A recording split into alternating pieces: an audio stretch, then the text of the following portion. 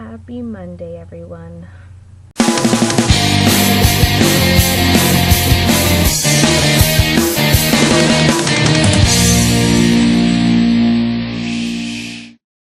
I had possibly the worst Monday I've ever had in my... Why does my laptop always turn the fan on when I start the video? Anyway, that I've had in my entire life. Work dragged on. It was just... ugh. Anyway, hopefully this book review makes up for it, right? I had hoped to review Inkheart, which is what I'm almost done reading, but I have about another 200 pages. So that will be the book I review next week. This week, I am going to review Jacob Have I Loved by Katherine Paterson. She's also the author who wrote Bridge to Terabithia, which was made into a movie, and a lot of people know more than Jacob Have I Loved. When I first saw the book, the reason I picked the book up, first of all, let me tell you the whole history, is because I work in the children's department of a library, and kids were constantly asking me what the book was about, and I never knew what it was about because I had never read it. And, you know, looking at the cover, you see some chick on a boat, and Jacob is a guy's name, so I assumed that it was about two sisters because there's the mention of two sisters in the back. And I thought they were fighting over this guy Jacob, completely over my head that it was a passage quoted from the Bible until I, again, read back. It's actually about these two sisters. One, Louisa, and the other one, I don't remember her name because I think I hated her character more than anything in this world. Basically, they're twins. Louisa was born first, and the other girl, let me just look up her name. Caroline. Caroline, the you-know-what. She was born second, and there was, like, complications or whatever. So, Louisa, since the day she was born, was constantly put to the side and ignored. Even to the point that when Caroline couldn't pronounce her name, she would call her Louise because she couldn't say Louise. And there is a boy that they kind of fight over, but that's not even like one of the main points. The whole point is the rivalry between these two sisters, and it continues throughout the entire book, even after they're adults and they've moved on and everything. And I'm sorry, just like dead leaves on my desk. And what I liked about the book is that it sticks to the topic and it doesn't like wrap it up all of a sudden.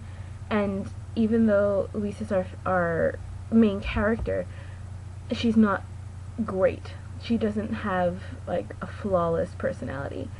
It was easy to relate to her that way. And I don't know, I got angry at her at times because a big topic in the book is the fact that her sister gets sent away for school because she's got like a beautiful singing voice, so she goes off to college, and Louise doesn't. She stays and fishes for oysters with her father and like does all this manly stuff that usually women, it's like unheard of that a woman would go on a boat with a guy because that's a man's job. But her father doesn't have any sons, so she's the only one that can do it. And Louise starts thinking like why her parents didn't offer it to her, they like her sister better, and she makes up all these excuses, and you soon see that it's not her parents that are holding her back, it's not her grandmother, it's not, you know, being born first and being forgotten, it's not that she doesn't have any special talents, it's because she's afraid of leaving her home, and she's the one that's been holding herself back this entire time. Nobody's been ignoring her. Nope, her sister hasn't been taking everything away from her, it's been her the whole time, and I really like that. And I like that in the very end she doesn't make excuses for herself. She realizes it, you know, realizes her mistakes. So yes. Of course, after I read this book, so that I could better inform parents of the books that their children were looking for, they took this book off the summer reading list. So, oops, I'm turning the sounds off. So yes, I do recommend that you read the book. It's a really quick read. You'll go through it in 2 seconds. Next week I'm going to review Inkheart. I am about, again, like I said, 200 pages from the end, and I've already bought Inkspell, which is the second book in the trilogy, so hopefully I will be able to... Why does Edward talk when I'm almost done? I will be able to plow through all of them in 3 weeks. Fingers crossed. I will be moving back to my school the 27th, so the first review that I do of, what's it, or maybe the last review of August, is that the 31st, Monday? Whenever Monday is, you'll see me in a new setting, my new room, which I hope is quite nice. But beyond that, I have no news. Oh, I do have something. I crochet stuff, if you guys don't know, and I like made an online store or whatever. If you guys are interested in looking at my stuff and or, you know, promoting me like mad, which I really will appreciate, there's a link in the sidebar, which is actually this way. This way.